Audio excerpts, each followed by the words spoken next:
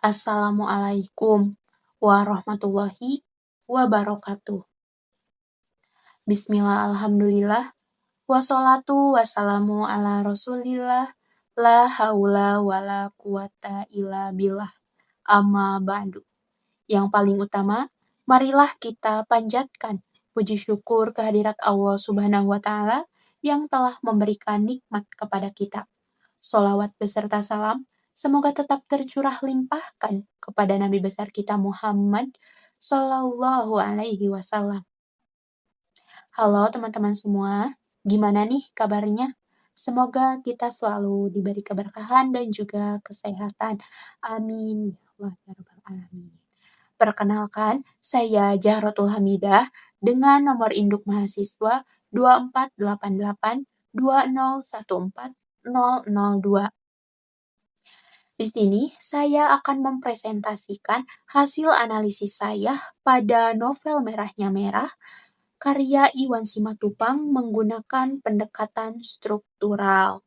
Nah, video ini saya buat untuk memenuhi salah satu tugas mata kuliah kajian prosa fiksi yang diampu oleh dosen Bapak Dr. Agus Hamdani MPD, Prodi Pendidikan Bahasa dan Sastra Indonesia. Baik, kita akan bahas terlebih dahulu apa itu sastra. Nah, secara global dapat dirumuskan bahwa sastra adalah sesuatu bentuk ungkapan, pikiran, dan perasaan seorang pengarang dalam usahanya untuk menghayati kejadian-kejadian yang ada di sekitarnya, baik yang dialaminya ataupun yang terjadi pada kelompok masyarakat. Ya, jadi karya sastra itu adalah ungkapan pikiran dan juga perasaan seorang pengarang terhadap peristiwa-peristiwa ataupun suatu kejadian, baik itu yang dialaminya ataupun yang terjadi pada orang di sekitarnya. Kemudian pengarang jadikan sebuah karya, dijadikan sebuah tulisan, novel, cerpen, ataupun puisi, jadilah sebuah karya sastra. Seperti itu. Selanjutnya, pengertian novel. Nah, menurut Kamus Besar Bahasa Indonesia, novel merupakan karangan prosa yang panjang, mengandung rancangan kehidupan seseorang dengan orang di sekelilingnya, dengan menonjolkan watak dan sifat setiap pelaku. Nah, jadi novel itu merupakan karangan panjang yang menceritakan seseorang dengan orang yang berada di sekitarnya, dengan menonjolkan sifat dan watak setiap pelaku. Baik, selanjutnya apa itu pendekatan struktural?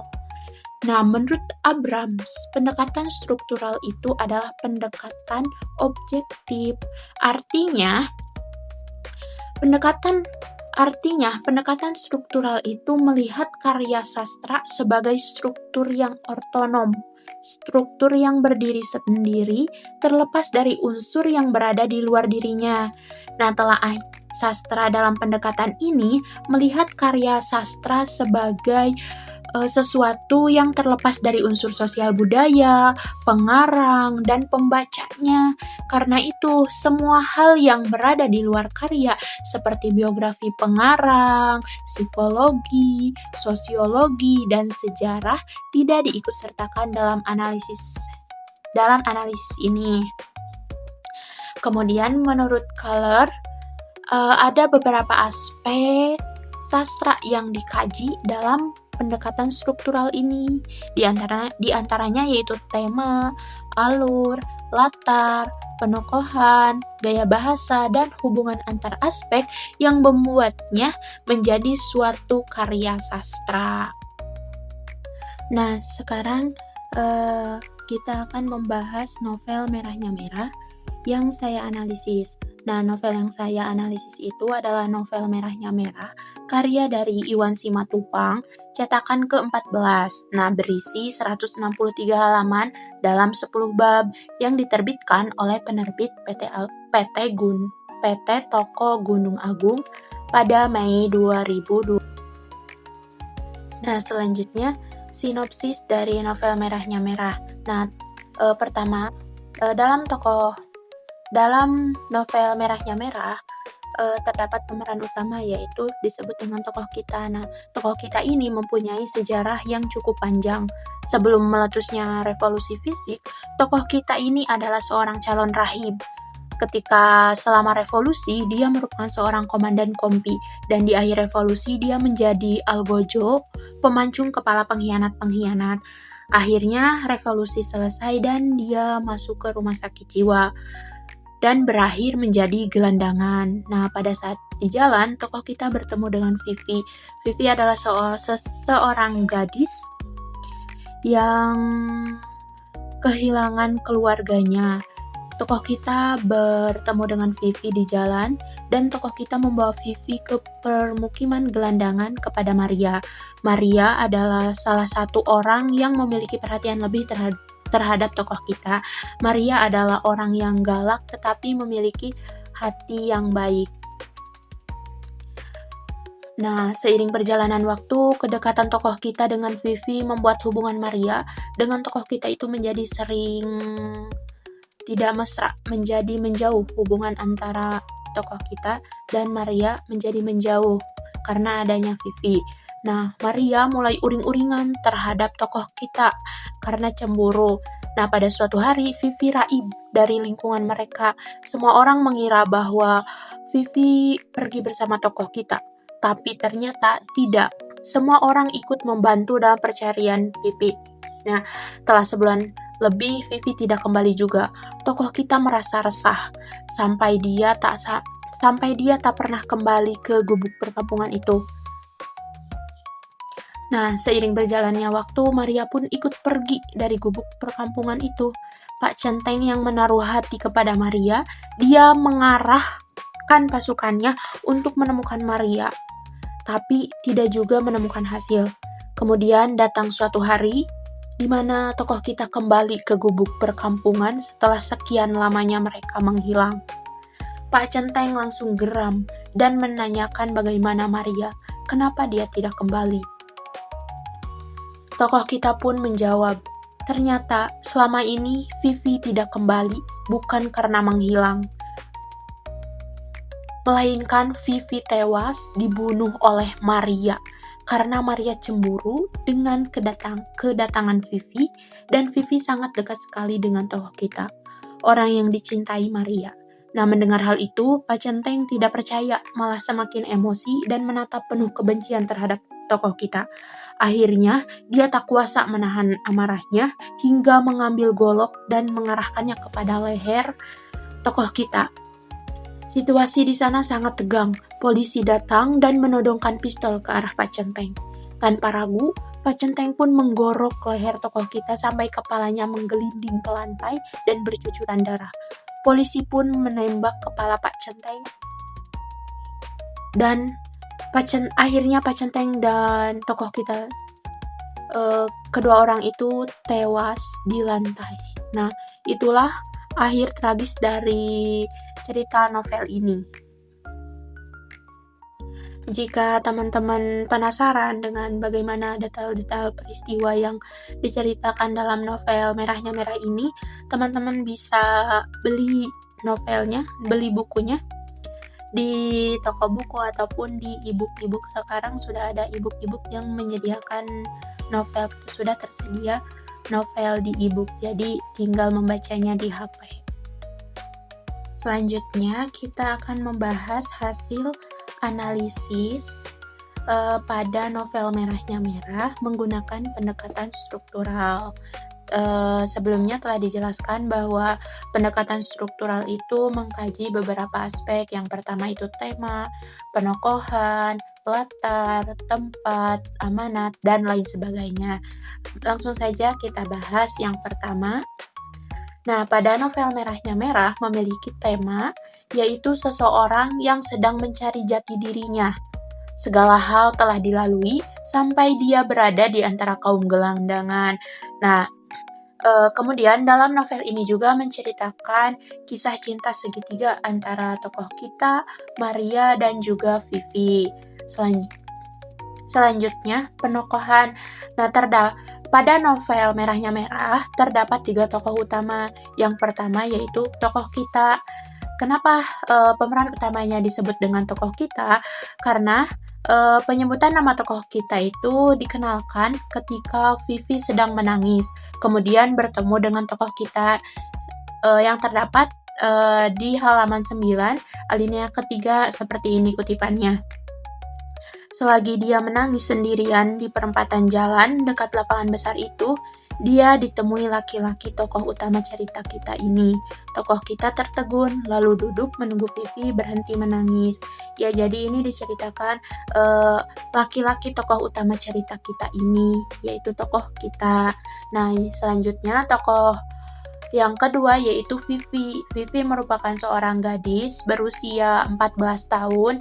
Dia merupakan orang yang baik, dia berasal dari keluarga baik-baik, tetapi suatu hal terjadi kepadanya dan dia kehilangan keluarganya dan juga dia kehilangan martabatnya sebagai seorang perempuan. Nah, kutipan itu terdapat pada halaman 8 alinea ke-1. Seperti ini kutipannya. Vivi seorang gadis cilik, usianya 14 tahun, tapi dia sendiri serasa punya usia lebih dari setengah abad dulu.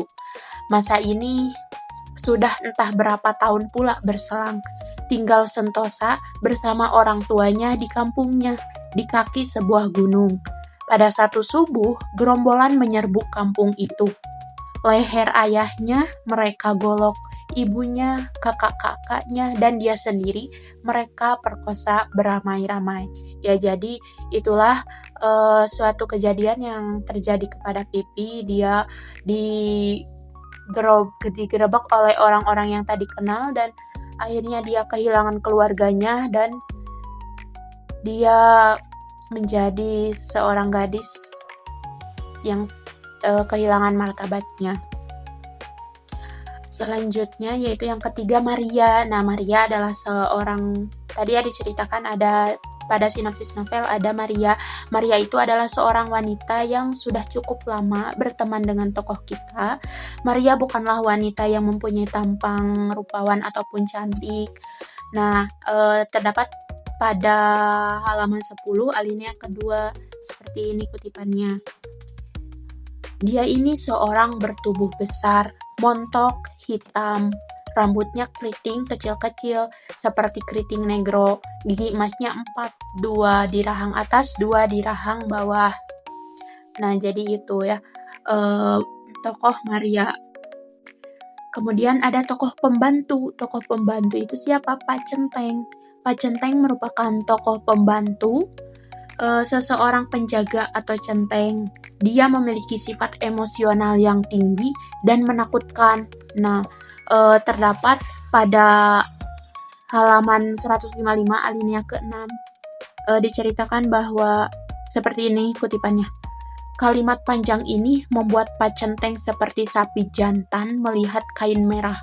Diam, bentaknya meledak, matanya membelalak, sudut-sudut mulutnya bergetar. Kumis tebalnya yang melintang itu turun naik. Nah, jadi itu kutipan itu menggambarkan bahwa Pak Centeng itu memiliki sifat yang emosional tinggi dan menakutkan. Selanjutnya yaitu latar. Nah, latar yang terdapat pada novel Merahnya Merah itu ada di yang pertama latar tempat dulu ya. Dalam novel ini banyak menceritakan tempat para gelandangan tinggal, yaitu di gubuk-gubuk kecil ibu kota, di perkampungan gubuk-gubuk kecil ibu kota, di lapangan pertempuran, gereja, rumah sakit jiwa. Nah, itu diantaranya tempat-tempat yang diceritakan dalam novel Merahnya Merah. Nah, berikut salah satu kutipan kutipannya terdapat pada halaman 10 alinea ke-1. Vivi dibawanya ke perkampungan gubuk-gubuk kecil di balik belukar dan alang-alang di tengah lapangan itu. Nah, jadi kalimat itu menunjukkan bahwa tempat Vivi itu di perkampungan gubuk-gubuk. Kemudian latar waktu yang diceritakan pada novel ini yaitu pada pada siang hari, pagi hari, petang hari, dan malam hari. Pagi hari yaitu ketika orang-orang katedral sembahyang, misa pagi. Siang hari yaitu ketika kemudian pada saat petang hari yaitu ketika Maria pergi berdinas dengan laki-laki gagah. Kemudian pada malam hari ketika tokoh kita mengajak Vivi jalan-jalan ke lapangan besar. Nah, penulis juga memaparkan waktu dengan hitungan hari atau bulan. Nah, berikut salah satu kutipannya. Dia bertemu Maria depan katedral. Ketika itu, pagi buta, orang-orang dalam katedral sembahyang misa pagi. Nah, itu menunjukkan bahwa waktu yang diceritakan pada novel itu ketika waktu pagi. Selanjutnya, latar suasana. Suasana di dalam cerita novel itu lebih didominasi dengan ketegangan karena banyak sekali peristiwa-peristiwa yang terjadi terhadap tokoh kita, begitupun pada akhir cerita yang sangat tragis. Seperti ini kutipannya yang terdapat pada halaman 157 alinea ke-7. Melihat pistol telanjang diarahkan ke benaknya itu, darah Pak Centeng mendidih. Nah, itu salah satu kutipan yang terdapat pada novel itu yang menggambarkan suasana yang tegang. Selanjutnya yaitu amanat. Amanat yang dapat diambil dari novel Merahnya Merah yang disampaikan oleh pengarang yaitu Iwan Simatupang. Di antaranya, pertama, hidup itu bukan sekedar perjalanan, tetapi ada makna yang harus dijalani. Jadi dalam novel Merahnya Merah ini menyampaikan pesan bahwa hidup itu bukan hanya sekedar perjalanan, tetapi ada makna yang harus kita pahami. Kedua, apapun masalahnya, janganlah sampai menyerah dan tetap berusaha untuk menemukan jati diri. Jadi ketika hambatan, rintangan, apapun itu, kita harus tetap menjalani. Ya, kita harus tetap melewatinya dan janganlah menyerah untuk menemukan jati diri. Kemudian, setiap orang yang kita temui pasti mereka membawa pelajaran yang dapat kita ambil hikmahnya. Jadi ketika ada orang baru yang menghampiri kita, berarti orang itu akan membawa hikmah apapun itu. Nah, setiap orang yang kita temui, mereka itu membawa pelajaran ataupun membawa hikmah bagi kita. Selanjutnya, meskipun hidup di dunia ini penuh dengan kesusahan, tetaplah hidup dan jalani sebagaimana mestinya. Ya, yang selanjutnya yaitu gelandangan bukan hanya sekedar masalah ekonomi ataupun masalah sosial saja, melainkan dia lekat secara mutlak pada kesadaran manusia modern. Jadi gelandangan itu tidak bisa dimusnahkan. Gelandang itu bukan hanya sekedar masalah ekonomi dan sosial saja. Gelandang itu berada dekat di antara kita manusia-manusia modern seperti saat ini.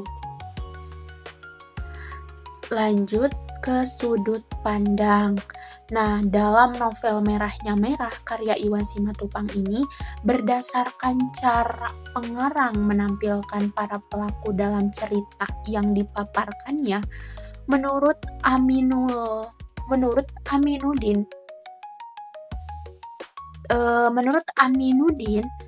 sudut pandang yang ini merupakan sudut pandang menurut Aminuddin